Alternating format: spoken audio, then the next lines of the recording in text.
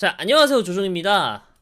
오늘 준비한 콘텐츠는 왜 MD 체계는 한반도 전장 환경에 맞지 않나, 이걸 주제로 여러분들에게 이야기를 드리는 그런 시간을 갖도록 하겠습니다. 사전에 말씀드릴게, 일단은 이 MD 체계라는 게 우리나라가 이 MD 체계에 가입하냐 가입하지 않냐 요거 관련해서 정치적인 견해가 다르신 분들이 여기에 대해서 정치적인 해석을 하시잖아요. 근데 뭐 그럴 수 있어요. 근데 여기서 말씀드리는 이제 MD 체계는, 그리고 이제 제가 준비하는 컨텐츠는 정치적인 해석이 1도 없습니다. 군사공학적으로 왜 MD 체계가 한반도 전장 환경에 맞지 않냐, 이것만 얘기를 할 거예요. 이걸 듣고 정치적 견해가 있으신 분들은 제 얘기를 한 번은 들어보고, 왜 MD 체계가 한반도 전장에는 안 맞는 체계라고 하는 거구나, 한번 이해해 주셨으면 좋겠어요. 제 의견에 동의를 안 하셔도 됩니다. 동의는 안 하되 이해는 할 수 있잖아. 우리 사회가 이 정도는 이제 수용할 수 있잖아? 뭐 그게 안 되시는 분들은 어쩔 수 없고요. 뭐 하여튼 시작을 하도록 하겠습니다. 자, 일단 MD가 뭐냐, MD 체계가 뭐냐, 거창한 이름이 아니에요. 미사일 디펜스입니다. 적국이 발사한 탄도미사일을 요격하여 방어하는 군사 전략 및 무기 체계를 말해요. 냉전 시절에 소련이랑 대치를 할 때 소련이 발사하는 대륙간 탄도미사일을 막기 위해서 적 탄도미사일이 우리 공역 혹은 우리 지상에 떨어지기 전에 먼저 요격해서 방어한다라는 개념으로 시작을 했고요. 물론 이제 그 중간에 미국과 소련의 합의로 MD 체계가 잠깐 중단된 적이 있어요. 소련 쪽에서 우리의 평화는 상호 확증 파괴 전제 하에 있던 평화잖아, 이 평화를 깨면은 서로 힘들지 않냐? 서로 불편하지 않냐? 이래가지고 미국도 거기에 동의를 해서 제한적으로만 MD 체계를 구축하는 그런 거였는데, 냉전이 해체가 되고 난 다음에 본격적으로 MD 체계를 개발을 시작을 하면서 지금까지 오게 되었어요. 굳이 따지면 미사일을 방어하는 모든 시스템을 MD라고 하는데, MD는 미국의 미사일 방어 체계로서만 지칭을 하겠습니다. 한국 거는 그냥 KAMD로 따로 그냥 지칭을 하고요. 미국의 미사일 방어 체계는 그냥 MD, 그냥 이렇게 줄여서 말하도록 하겠습니다. 이 사전에 좀 알아야 될 게 있어요. 탄도미사일의 궤적에 대해서 좀 알아야 되는데, 탄도미사일은요, 일단 기본적으로 포물선을 그리면서 날아갑니다. 궤적이 굉장히 쉬워요. 근데 이거를 3단계로 나눴어요. 상승 단계, 중간 단계, 종말 단계, 이렇게 3개로 나눴습니다. 뭐 쉽죠? 상승 단계는 고도를 올리는 상승하는 단계예요. 이론적으로 이 상승 단계가 요격하기가 제일 쉬워요. 오르막을 오르는 구간이기 때문에 당연히 속도도 느리고 요격하기가 이론적으로는 가장 쉽습니다. 쉬운데 그건 이론이고, 이 상승 단계에서는 사실상 요격이 불가능해요. 왜냐? 이론적으로는 요격이 쉽지만 이 상승 단계는 적의 공역이에요. 적의 공역을 요격하기가 굉장히 어렵단 말이죠. 그리고 지구는 둥글잖아. 그래서 레이더 사각지대가 생겨요. 어떤 거냐면 이런 식으로, 이지스 레이더의 탐지 범위를 얘기한 건데 좀 과장해서 표현하긴 했지만, 이게 지구 공률이잖아요. 레이더의 전자기파는 직진을 하다 보니까 먼 거리를 탐지하면 탐지할수록 이 지구 공률에 의해서 사각이 생겨요. 이 사각 때문에 상승 단계에 있는 미사일을 눈치를 못 채고 탐지를 못하는 경우가 대다수입니다. 그래서 요격을 못하고요. 그러면 어디서부터 요격을 하냐? 중간 단계부터 요격을 해요. 이 중간 단계는 관성 비행하는 단계고요. 이제 여기는 오르막 구간 다 올라왔으면 이제는 평지 구간일 거 아니야. 가장 고도가 높아요. 그래서 본격적으로 요격을 하는 단계입니다. 이 중간 단계에서 요격을 하는 게 SM-3 미사일 혹은 GBI 요격 체계입니다. 이 GBI 요격은 찾아봤는데, GBI 봤는데 뭐 이렇게 생긴 거예요. 그리고 마지막으로 종말 단계가 있어요. 이제 내리막 구간입니다. 이때 부스트를 사용해가지고 낙하 속도를 최대한 올리죠. 이때가 이제 사실상 최후 관문이고요. 보통 사드나 팩3가 여기서 요격을 해요. 모든 탄도미사일이 똑같아요. 그 어떤 탄도미사일도 이 법칙은 똑같아요. 그래서 보통 이제 중간 단계에서는 SM-3, 그리고 종말 단계에서는 사드나 팩3 이렇게 요격을 한다, 이렇게 생각하시면 돼요. 자, 그러면은 대체 왜 한반도 전장 환경에서는 MD 체계가 맞지 않냐라고 물어볼 수 있잖아. 보통 이제 사람들이 생각할 때 탄도미사일 궤적이 이렇게 있으면 우리는 사드하고 팩3를 가지고 있잖아. 종말 단계에서만 방어를 할 수 있는데 중간 단계에서 방어를 할 수가 있으면 좋은 거 아니냐, 이렇게 생각할 수 있어요. 근데 MD 체계 약간 약점이라면 약점일 게 ICBM 요격을 전제로 만들어진 게 MD 체계입니다. 보통 ICBM의 정의는 사거리가 5,500km 이상, 그리고 고도는 약 1,500km 이상, 그런 미사일을 대륙간 탄도 미사일이라고 하는데, 그리고 비행시간이 길어요. 비행시간이 30에서 45분 정도 걸립니다. 그리고 고도가 1,500km 이상, 이거는 이제 우주공간이라고 하지. 그래서 이거를 다른 말로 할 때 이걸 상승단계, 종말단계라고 하잖아. 상승단계를 부스트 페이지라고도 하고, 종말 단계를 터미널 페이지라고도 하는데, 재진입 단계라고도 해요. 왜냐? 대기권 밖에까지 올라갔다가 내려가서 재진입 단계라고도 해요. ICBM 요격을 전제로 만들어진 체계이기 때문에 일단 기본적으로 MD 체계는 대기권에 있다가 대기권 밖으로 나갔다가 대기권으로 다시 들어오는 이런 궤적을 요격하는 거에 최적화가 돼 있단 말이야. 그래서 분석할 시간, 요격 준비 시간, 교전 평가 시간이 모두 충분해요. 분석할 시간은 이 탄도미사를 쐈어. 이게 탄도미사일인가 아닌가? 만약에 탄도미사일이라면 어떤 종류의 탄도미사일인가?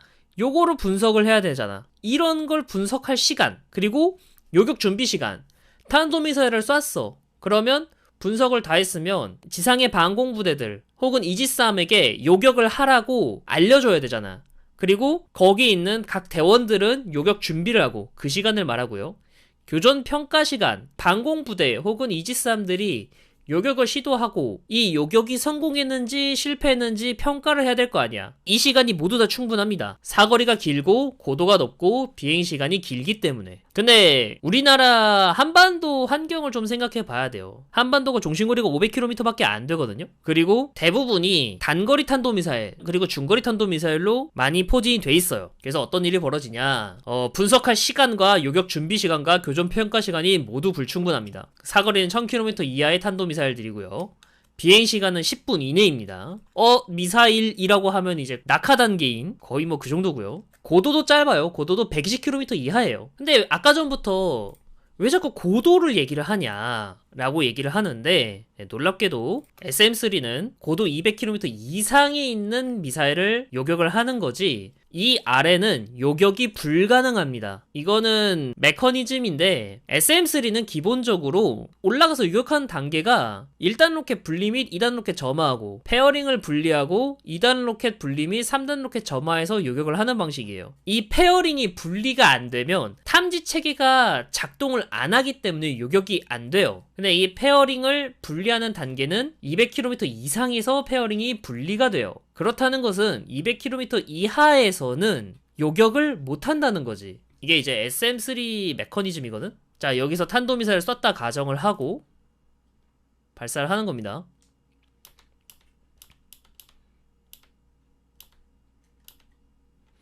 자, 여기서 SM-3를 발사를 해요. SM-3 발사. 그리고 1단 로켓 분리하고 이제 추가 가속.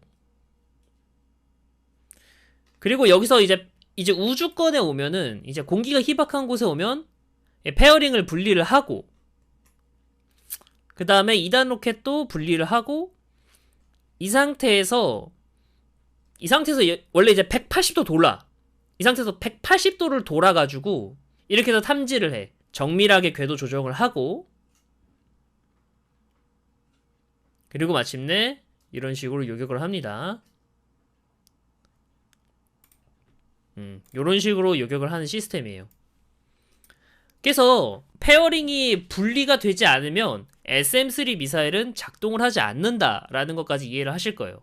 근데 아까도 말했잖아. 이 대기권이 200km 이상입니다. 한반도 내 날아오는 탄도미사일은 대부분 고도가 120km 이하입니다. 대기권 내에서 비행한다는 거예요. 그런 탄도미사일들 밖에 없어요. 물론 이제 SM-3도 이걸 알아서 고도를 좀 낮추긴 했어. SM-3 2A형이 제가 알기로 고도가 100km까지 낮춰줬다곤 하는데, 그 문제는 어차피 고도가 120km 이하란 말이야. 그러면은 얘가 100km 이상의 고도를 유지할 수 있는 그 시간 자체가 엄청 짧을 거 아니야. 이 비행시간이 10분 이내인데 100km 이상 고도를 유지하고 비행을 하는 게 끼케봐야 3, 4분밖에 안 될 거란 말이지. 그 3, 4분 안에 SM-3가 요격을 성공을 하고 교전 평가까지 할 수 있으냐? 그거는 조금은 어렵죠. 그래서 우리나라는 중간 단계 요격이 사실상 없습니다. 거의 뭐 포기해야 돼요. 이게 이유가 있는 거예요. 우리나라가 SM-3 미사일을 도입을 되게 미적지근하거든? 정권이 어떻냐에 따라서 달라지는 것도 아니고 대통령이 누구냐에 따라 달라지는 것도 아니고 국방부가 SM-3 도입에 미적지근한 이유가 이것 때문이에요. 실제로 한반도에 날아오는 탄도미사일들은 SM-3 사정권 아래니까 비효율적이다라는 생각을 할 수밖에 없는 거야. 그러면 SM-3가 우리한테 필요가 없다 이렇게 얘기를 하는 게 아니라 SM-3 도입을 할까 말까 이렇게 고민을 하느냐, 그것도 이유는 뒤에서 알려줄겠습니다. 근데 이제 사드하고 팩3에만 맡기기에는 좀 애매한 부분이 있죠. 왜냐면 아까 말했듯이 이 MD 체계잖아, 시스템이잖아. 이 방공포대들이 네트워크화 돼 있어가지고 신속하게 정보를 전달해줘야 되거든. 무슨 소리냐면 예를 들어서 이렇게 유도탄을 발사를 하잖아. 그러면 이 유도탄을 식별을 하고 이 식별한 데이터를 방공포대들에게 전달을 해줘야 된단 말이야. 지금 이 레이더 표적을 탐지했어. 그러면 이 탐지한 표적을 교전 명령을 하달을 해야 돼. 이 중앙방공통제소가 실제로 이런 일을 해요. 이거 실제로 사용하는 모니터들이에요. 요걸 바탕으로 해서 이렇게 빨리 이제 보고를 하고, 이 보고를 한 걸 바탕으로 방공포대들도 요격을 하는 시스템이란 말이야. 결국은 방공포대도 중요한데 이 방공포대들을 하나로 엮는 네트워크 시스템이 굉장히 중요해요. 사실 MD 체계의 핵심은 이런 네트워크화예요. 이 네트워크화를 이루는 게 중요한데 군 통신 체계를 구축을 해야 되는데 이 군 통신 체계를 만약에 MD 체계로 한다 그러면 미국의 네트워크 시스템을 그대로 써야 된다는 소리죠. 근데 만약에 북한이 대충 한 우리랑 거리가 한 1000km 이상 있다 그러면 이 MD 체계 써도 됩니다. 왜냐? 아까 말했듯이 분석할 시간 충분하고 요격 준비 시간 충분해지고 교전 평가 시간도 충분해지기 때문이죠. 하지만 아쉽게도 북한은 서울 기준 40km만 가도 바로 북한 땅이 됩니다. 이런 여유 있는 환경이 아니에요. 그래서 MD 체계가 비효율적이라는 거예요. 신속성이 떨어지기 때문에 국산 통신 체계가 필요해요. 그래서 우리나라가 KAMD를 개발을 하고 있는 거고, 지금 보면은 전부 고도 200km 이하거든? 이 괜히 200km 이하의 요격체계를 개발을 신경 쓰고 있는 게 아니란 말이야. 물론 SM-3를 고민한 이유는 이것 때문이에요. 북한이 고각사격을 만약에 한다. 그러면 SM-3 미사일로 요격을 할 수가 있겠죠. 고각사격을 하는 거의 장점, 낙하 시에 훨씬 더 빠르게 진입을 할 수 있겠지.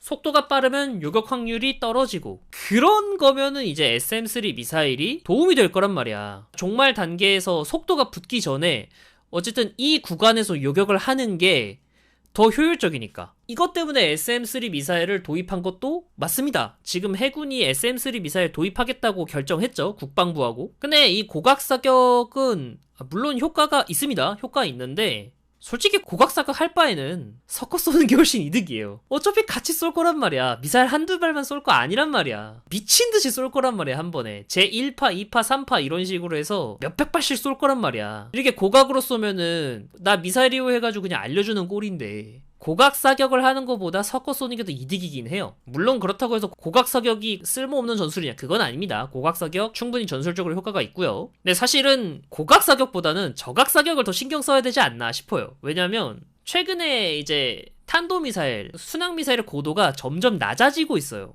요런 개념인데, 요새는 탄도미사일하고 순항미사일의 경계가 굉장히 애매해져가지고 고도를 올려서 이제 공격을 해봤자 어차피 상대가 그걸 알고 요격 준비 시간만 벌어주지 비효율적이다. 차라리 그러면 대기권 내에서 비행을 해가지고 공격을 하는 게 훨씬 더 효율적이다. 요새 이런 방향으로 개발하고 있어요. 고각 사격을 한다는 소리는 탄도탄 자체가 궤도를 수정하고 고도를 수정할 수 있다는 걸 의미하잖아. 고각 사격을 할 수 있다면 저각 사격도 가능하다는 겁니다. 고각보다 저각 사격이 더 무서워요. 뭐 여튼 이런 이유 때문에 SM-3 도입을 굉장히 민기적거리는 거예요. 근데도 불구하고 저는 SM-3 미사일을 도입을 적극 찬성하는 편입니다. 한 40발 이상 준비하는 게 맞지 않나? 라는 생각을 하고 있긴 해요. 그러면 저는 왜 SM-3 미사일 도입을 찬성하냐 이렇게 물어볼 수밖에 없죠, 여러분들은.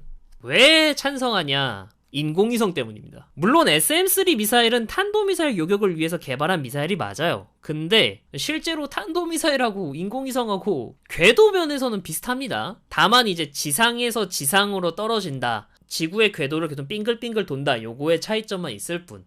오히려 인공위성 요격이 더 쉬워요. 실제로 2008년에 SM-3로 정찰위성을 격추를 했어요. 근데 이제 사람들이 좀 간과하고 있는 게 북한도 인공위성을 적극적으로 지금 개발하고 있습니다. 우리는 이제 운반 로켓, 그러니까 이제 여기 위가 아니라 여기 아랫부분, 요거에 신경을 굉장히 많이 쓰잖아. 여기에 폭탄이 달려있으면 탄도미사일이고 여기에 인공위성이 달려있으면 인공위성이니까 정찰 위성으로 우리 군의 동태를 파악할 수 있다. 이것만으로 사실 우리 입장에선 짜증이 나는 거죠. 그래서 개인적으로 저는 이게 너무 탄도탄 방어에 너무 매몰돼 있다라고 생각해요. 여론이. 이 북한에 위협하면은 핵, 그리고 핵 미사일 위협, 요것만 생각하는 것 같아요. 우리 언론이. 거기에만 너무 매몰돼서 이걸 베이스로 해서 모든 걸 생각을 하는 것 같아. 물론 그것도 위협이지만 요걸로 정찰 위성을 만들어가지고 우리 남한내를 감시하면 그것도 그거 나름대로 개빡친단 말이야. 그러면 유사시에 이 정찰 위성을 요격을 할 필요가 있어요. 그 체계가 지금은 SM-3라는 거예요. 인공위성을 요격할 수 있는 체계는 현재로서는 SM-3밖에 없어요. 이게 SM-3를 도입해야 되는 이유입니다. 그리고 가능하면은 좀 빨리 도입하는 게 저는 맞다고 생각은 해요. 그런데 미사일 탄두 궤도보다 위성 궤도가 더 높고 빠른 거 아니었나요? 인공위성 고도가 여러 가지로 나눠져 있어요. 저고도, 중고도, 고고도 인공위성이 있는데 보통 군사 정찰 위성은 저고도 인공위성이거든? 저고도 인공위성은 고도가 약 200에서 500km 사이예요. 근데 아까 말했듯이 ICBM은 1500km 이상까지도 올라가는 놈이에요. 여기하고 이쯤 이렇게 두 개서 이제 요격을 시도하는 게 SM-3인 거고, 이거 도입하면 북한의 정찰 위성 혹은 북한의 뭐 위성들 이런 걸 싹 다 요격할 수 있다는 소리지. 정리를 하겠습니다. MD 체계는 한반도 정장 환경에 맞지 않습니다. 맞지 않는 이유는 뭐냐? 첫 번째, MD 체계는 ICBM 요격을 전제로 만들어진 체계이고요. 하지만 우리나라 같은 경우에는 중심거리가 워낙 짧아가지고 ICBM은커녕 대부분 단거리 혹은 중거리 탄도미사일이 날아 들어올 건데 보통 고도가 120km 이하기 때문에 SM-3 미사일로 요격이 불가능합니다. 그래서 지금까지 정부와 국방부는 SM-3 미사일 포함해서 MD 체계 가입이 비효율적이라고 판단을 하고 지금까지 미적지근하게 대응을 한 거고요. 그럼에도 불구하고 탄도미사일을 유격하는 체계가 없기 때문에 일단은 사드하고 팩3로 막고 있는 상황입니다. 막고 있는 상황인데 점차 KAMD가 개발되고 있는 중이고요. 만약에 이 KAMD가 전부 개발이 완료되고 실전이 배치된다면 사드하고 팩3는 퇴역을 하겠죠. 그럼에도 불구하고 SM-3 미사일은 도입은 하긴 해야 된다. 왜냐? 일단은 북한이 고각으로 발사할 경우엔 SM-3 미사일로 요격할 수 있는 고도가 생기기 때문에 이 고각 사격을 막기 위해서 SM-3 미사일이 필요하다. 그리고 두 번째, 핵심적인 거, SM-3 미사일로 인공위성을 요격할 수 있기 때문에 추후에 북한의 군사위성이 도발을 만약에 한다면 이 정찰위성을 요격하기 위해서라도 SM-3 미사일이 필요하다. 저 같은 경우에는 SM-3 미사일이 탄도미사일 요격이라는 개념보다는 인공위성 요격을 위해서 도입해야 된다 라는 입장이 맞아요. 뭐 여튼 오늘 컨텐츠는 여기까지입니다. 재밌게 보셨다면 좋아요와 구독 그리고 알림 설정 부탁드리고요. 혹시나 이제 좀 여유가 되시는 분들은 멤버십 가입도 좀 부탁드리겠습니다. 네, 여러분들 감사합니다. 그럼 전 물러나겠습니다. 감사합니다. 안녕. 뿅.